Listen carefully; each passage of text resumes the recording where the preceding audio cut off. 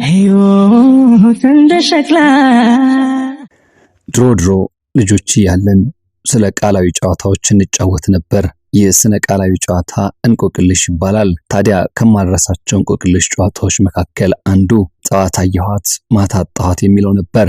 የዚህ ጥያቄ መልስ ደግሞ ጤዛ ነበር። አሁን ጤዛ ጠዋት ታይቶ ከሰዓት ላይ የሚጠፋ ለክረምት ምንም ዋስትና የሌለው ነገር ነው። ዛሬ ህይወትን በጨረፍታ ስመለከታት የልጅነት ጨዋታዬን እየመሰለችኝ ነው። ኑራችን እንቆቅልሽ፣ ህይወት ደግሞ በጠዋት አይተው ከሰዓት አጣኋት አይነት ጨዋታም። የሚወዳችሁ ተወዳጆች ሆይ እኛ ተፈቅዶልናልና ህይወትን ስንዘረዝር ቆይተን ዋነኞቻችንን የማለዳ መቀጠፍ አየን። አዎ ጠዋት አይተን ከከሰዓት ያጣናቸው ማታ አግኝተን ሲነጋ ያጣናቸው ዋናዎቻችን ከላይ የተሰጣቸውን ጸጋ ይዘው በጥበብ ውስጥ አብሪ ኮከብ ሆነው ሲያንጸባርቁ ህይወታቸውን ሲተውኑ ኑሯቸውን ሲያቀነቅኑ ከነፍሳችን የወደድናቸው የብርሃን ከዋክብት የሆኑ አርቲስቶቻችን ሳይጠገቡ እንደ ማለዳ ጤዛ ከምድር የተነኑብንን ሳስብ ሐዘኔ ካጥንቴ ስር ገብቶ ይሸነቁጠኛል። ሞት ለማንም የማይቀር ዕዳ ቢሆንም ሰው ሁሉ የሚወለደው ለመሞት ቢሆንም አንዳንዴ ሞት ራሱ ይጨክንብንና የቀማን ክቡር ዶክተር አርቲስት ጥላሁን ገሰሰ በዜማው እንዲህ እንዳለው የሚመለስ ቢኖር እንደ ሞቱ ሳይቀር ያሰኛል አንዳንዴ ዳግመኛ ቢፈጠር። ሞት እንኳን ጨክኖ ወስዶ ከሚያስቀረው ምን አለ ደጋጉን ዳግመኛ ቢፈጥረው። እኔ ሞት የነጠቀንን ወይም ደግሞ ቢመልስልን ወይ ደግሞ ቢወለዱልን ስለመኛለሁ። በተለይም የሀገራችን የሙዚቃ አድባር ወዟንና ለዛዋን አድምቀው ጣዕሟንና መዓዛዋን ካጣፈጡልን አንኳር የጥበብ ፈርጦች መካከል አንዱ ማዲ ነው።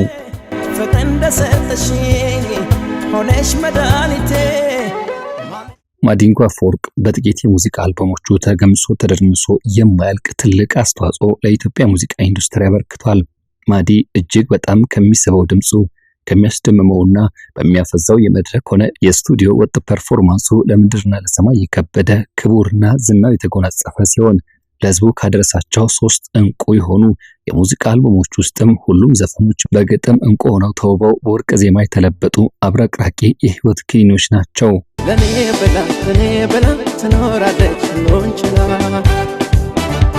ጎንደር አዘዞ ከተማ ተወልዶ በደብረ ማርቆስ ከተማ ያደገው ማዲ ገና በልጅነት እድሜው በወረዳ ኪነት የሙዚቃ ጥሪውን ተቀብሎ ወደ ጥበብ ጎራ የተቀላቀለ ሲሆን የቀድሞ የደርግ ሰራዊት የ603 ክፍለ ጦር የሙዚቃ ክፍል ሰዎች አግኝተውት ማዲን ወደ ባህር ዳር ከተማ በማምጣት የማዲን የሙዚቃ ደረጃ መወጣጫውን አስጀመሩት። ከዚያ በኋላ በብዙ የሙዚቃ ህይወት ዘመን የተሻገረው ማዲ ስያሜ ያጣውላት የሚል እንዲሁም አይደረግምና ሰውድላት የተሰኙ 3 ያክል ተወዳጅ አልበሞችን ካቀበለን በኋላ ይበልጥ አንጸባርቆ እንደ ወይን እያደረም ይበልጥ ጣፍጦን ሳለም ማዲን ድንገት መስከረም 17 ቀን 2015 ዓ.ም በሞት አጣነው። የአንዲት ሴት ልጅ አባት የሆነው ማዲ እንዲያ እንደተስረቀረቀ እንቆቅልሽ በሆነ መልኩ ጠዋት አይተነው ማታ አጣነው። የተወዳጁን የድምጸ ስርቅርቆን ድምፃዊ ማዲንጎ አፈወርቅን በድንገት መቀጨት አንስተን ስናስታውስ መቼም የማንዘነጋቸው በርካታ ብርቆቻችን ጠዋት ታይተው ከሰዓት እንደጠፉብን እናስታውሳለን። ለዚህ ጥሩ ማሳያችን ደግሞ ታሜ ነው። ትውልዱ ለሐዋሳ ቅርብ በሆነችው የጥቁር ውሃ ከተማ ቢሆንም እድገቱን በድሬዳዋ አድርጓል። ታምራት ደስታ የዘጠናዎቹ ድምቀትና ፈርጥ ከነበሩት መካከል አንዱ ሲሆን እጅግ ተወዳጅ አመለሸጋና ተጫዋች ነበር። ግን ሞት ክፉ ከታሜ የጥበብ ክምችት ብዙ እየጠበቀን ባለንበት ሳናስበው በድንገት ቀማን።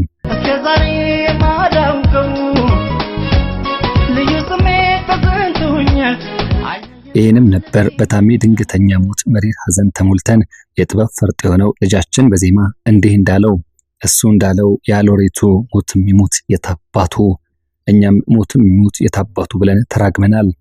አዎ ሎሬት ጸጋዬ ገብረመድህን በመድብሉ ነበር ትንሽ ትልቅ የማይል ሞት ራሱ ይሙት ሲል የሰነኘው። አዎ ሞት ራሱ ይሙት የታባቱ የምንሳሳላቸውን እየቀማን እንደ አበባ የምናያቸውን ደጋግሞ አንገታችን አስደፍቶናል። ታሜን ከጥበብ ማዕዱ ከልጆቹ መሃል ከኢትዮጵያ ሕዝብ የፍቅር አይን ስር በመቅጠፍ ለየን። ሞትም ይሙት የታባቱ የዘጠናዎቹ የሙዚቃ አድባር ድምቀቶች የጥበብ አውድ ከዋክብቶች ስናነሳም ለዛ ወርቃማ ትውልድ የጀርባ አጥንት ሆኖ ዜማን ከግጥም የሙዚቃ መሳሪያን ከዜማና ብሎም ግጥም ጋር እየቀመረና እያዋሃደ አርቅቆ ለድምፃውያኑ የከፍታቸው መስፈንጠሪያ ለአድማጭ ሕዝብ ደግሞ የእርካታ ምንጭ ሆኖ የቆየው አመለሸጋው ሙዚቀኛ ኤልያስ መልካንም እንዲሁ ጠዋት ታይቶ ማታ ካጣናቸው እርቆቻችን መካከል አንዱ ነው። እድገቱን በወንጌል አማኞች ቸርች ያደረገው የሙዚቃ መሳሪያ አጫወትም ሀሁ የለመደው በዚያ በወንጌል አማኞች ቸርች ሲሆን ለበርካታ ዘማሪያን የሙዚቃ ቅንብሮችን ሰርቷል። ኤልያስ መልካ ወደ ያሬድ ሙዚቃ ትምህርት ቤት ከገባ በኋላ የበርካታ ዘፋኞችን ሙዚቃዎች የማቀናበር አጋጣሚዎችን አግኝቷል። ኤልያስ መልካ በተለይም ለድምፃዊ ቴዎድሮስ ካሳሁን ቴዲ አፍሮ በ1993 ዓ.ም አቦጊዳ አልበም መግነንና መታወቅ ዋነኛ ሰው ሲሆን ከቴዲ አፍሮ ሌላ የተለያዩ አንጋፋና ወጣት ዘፋኞች ሙዚቃን አቀናብሯል። አዲስ አበባ ከተማ ተወልዶ ያደገው ኤልያስ መልካ ከጥበበኛው አእምሮ ብዙ ስንጠብቅ ሞት ድንገት ደርሶ ቀማን። ስለ ኤልያስ መልካ ጠዋት ታይቶ ማታ መጥፋት ስናነሳ ኤልያስ መልካ ፍሬ የሆነው ኢዮብ መኮንንን አለማንሳት አይቻልም።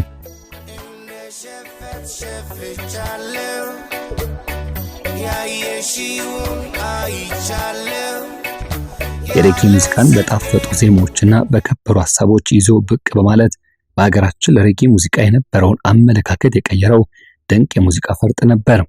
አንቺ ላይ በፈረድኩት እኔ ንጹህ ሳልሆን ማን ነው ጻድቅ ሰው? ይሄ አትፍረድ ነው የሚያስተምር። በሰዎች ላይ አትፍረድ።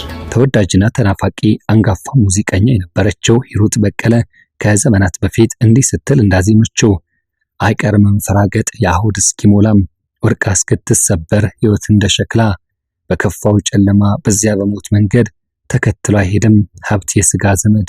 እናም የኢዮብ ሕይወት ባልጠበቅነው ሁኔታ ልክ እንደ ሸክላ ወርቃ ተሰበረች። ጅግጅጋ ከተማ ተወልዶ ያደገው ኢዮብ መኮንን በኤልያስ መልካ አማካይነት የሙዚቃ አልበሙን ለሕዝብ ካደረሰ በኋላም ተወዳጅ ቅንና መለሸጋ ለትዳሩ ሐሳቢ የነበረ ቢሆንም ድንገት ታሞ በኬንያ ናይሮቢ ሕክምና ላይ ሳለ በድንገት የሞት መርዶን ሰማን። አዎ በየዘመናቱ ሞት የምንሳሳላቸው እንቆቻችንን ነጥቆናል። ከአንጋፋ እስከ ወጣት ድምፃውያንን ቀጥፎብናል። ስለ ጥላሁን ገሰሰ ስንሰፈሰፍ ወጣቷ ሚካኤል ባይኑን ቀማን። እነ ደረጀ ዱባለን እነ ኤርሚያስ አስፋው ተቀጠፉብን ስንል ደግሞ እነ ሚኒሊክ ወስናቸውን ቀምቶናል። ጩኸታችን ግን ሞት እንኳን ጨክኖ ወስዶ ከሚያስቀረው ምን አለ ደጋጉን ዳግመኛ ቢፈጥረው ነው።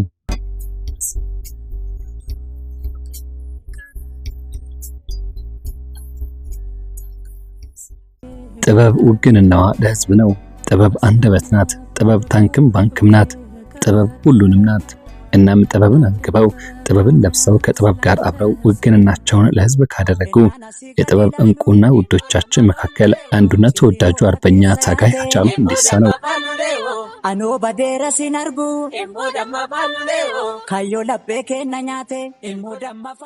ሃጫሉ በሙዚቃዎቹ የብዙዎቻችን ልብ የገዛ በኦሮሞ ማህበረሰብ ዘንድም ልዩ ስፍራ የሚሰጠው በመላው ኢትዮጵያ የተከበረ የተደነቀ ወጣት ድምፃዊ ነበር። ሃጫሉ በሙዚቃው ታግሏል። ጭቆናና ግፍን ተቃውሟል። ሰብአዊና ብሎም ዲሞክራሲያዊ መብቶች እንዲከበሩ በዜማዎቹ ተዋግቷል። በዚህም ገና በለጋ ዕድሜው ታስሯል። ከሀገርም እንዲሰደድ ጫና በርቶበት ነበር።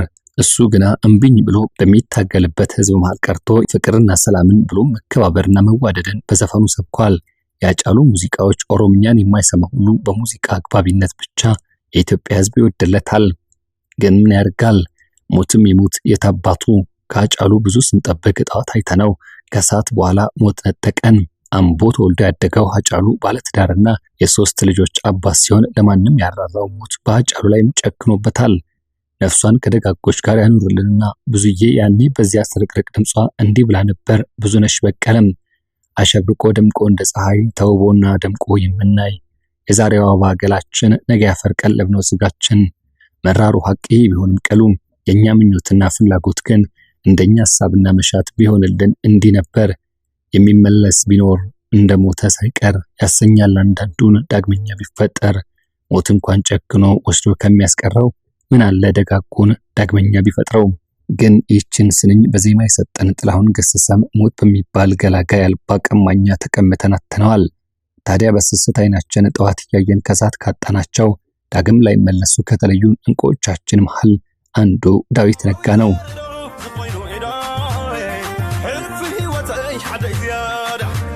የትግርኛ ሙዚቃ ተጫዋቹ ድምፃዊ ዳዊት ነጋ የሙዚቃ መንደርን በተቀላቀለበት ቅጽበት ዕውቅናን ከክብር ጋር ቢያገኝም እሱ ያቀበለንን የጥበብ እፍታ ኮምኩመን ሳንጠግበው ሞት በተባለ መቅሰፍት በድንገት አጣነው። ምን ዳዊት ብቻ የጥበብ አድባራችሁ ትታወክ፣ የጥበብ ድምቀታችሁ ይጥፋ በሚል እርግማን ያለብን ይመስል ከሙዚቃ ጥበብ እስከ ትወናው ጥበብ ድረስ ሞት መቅሰፍት ሆኖ ጓደኞቻችን ነጥቆናል። ለዚህ የቲያትር የድራማና የፊልም ፈርጦ ነው በሀገራችን ጥበብ አድባር ውስጥም በክብር ከፍ ያለው ጋሽ ፍቄን ስናነሳ ነፍሴ በሐዘን ትሰጥማለች። ፍቃዱ ተክለማርያም የፋዘር ወይም ደግሞ የተስፋዬ አበበ ፍሬ ነው። ግን በኢትዮጵያ የትወና ጥበብ ውስጥ አንኳር ሆኖ በሞት ተቀማን። ስለ ጋሽ ፍቄ ሞት የሚሞት የታባቱ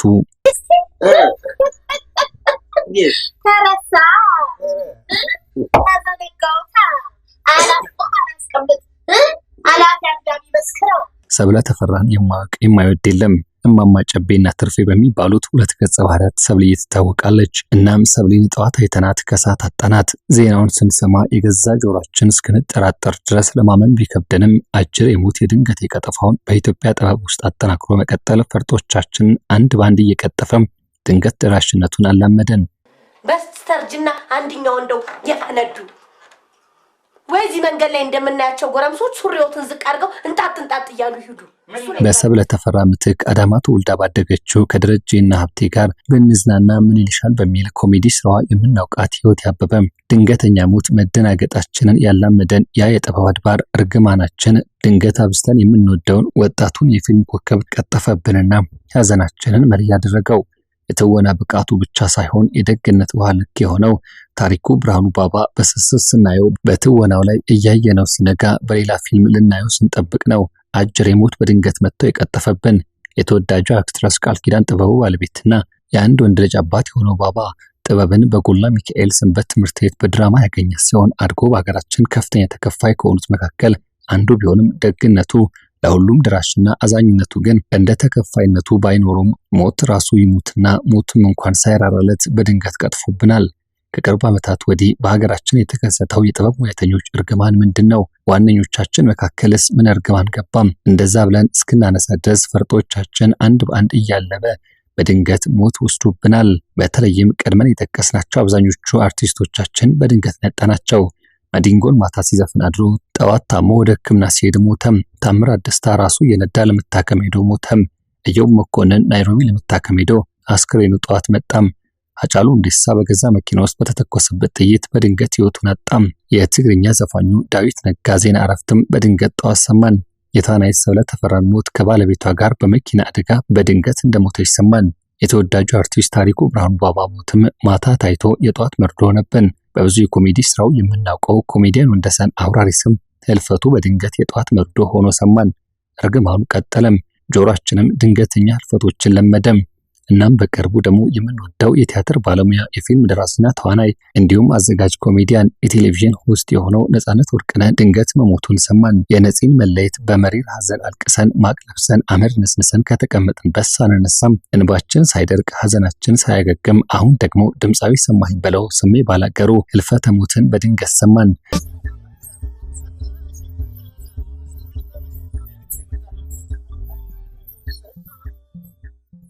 ስሜ ባላገሩ ብዙዎቻችን እንወደዋለን። ጎጃም ባህር ዳር ተወልዶ ያደገው በግሽ አባይ የኪነት ቡድን ውስጥም ወደ ከፍታ የመጣው ስሜ ተጫዋች፣ ቀልደኛ፣ ፈገግታ ከገጹ የማይለየው ድበቅና መልካም ሰው ነበር። አፈር ለሚበላው ለሚበሰብሰው ለዚህ ፈራሽ ገላ መቼ ቁምጣነሰው በማለት ፈራሽና በስባሽ ገላ መያዛችንን በዜማው ዋስቶ እየነገረን ስሜ በሌላ ዜማው የንስቷን ገላ ሲያደንቅ ማራለሽ ማራለሽ ረምን ሰጠሽ በማለት የጥበብ ዳንኪራውን እያደራ አብሮን ኗሪ አብሮን ከራሚ መስሎ መሽቶ ሲነጋ ድንገት መቀጠፉን ሰማን።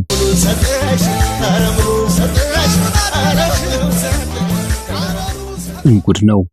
ምንስ አይነት የማይገታ እርግማን ነው በጥበብ አድባር ውስጥ የገባው። አንድ ሁለት ሲል የጀመረ አርቲስቶቻችን ጠዋት ታይተው ከሳት የመቀጠፉ ሂደት እነሆ ቀጥሎ ሰሜ ላይ ደርሶናል። አሁን እኛ እንፍራ ወይንስ ደግሞ አርቲስቶቻችን ፈርተው ይጠንቀቁ?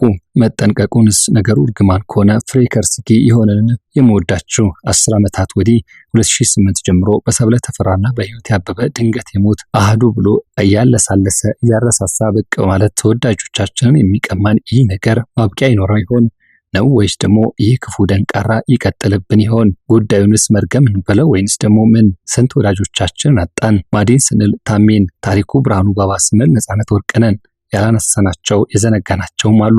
ግን እኛ ዛሬም አሁንም እንላለን ሞትም ይሞት የታባቱ ደግሞም እንላለን ሞት እንኳን ጨክኖ ወስዶ ከሚያስቀረው ምን አለ ደጋጎን ዳግመኛ ቢፈጥረው፣ ምን አለ ተወዳጆቻችን ዳግመኛ ቢፈጠሩልን።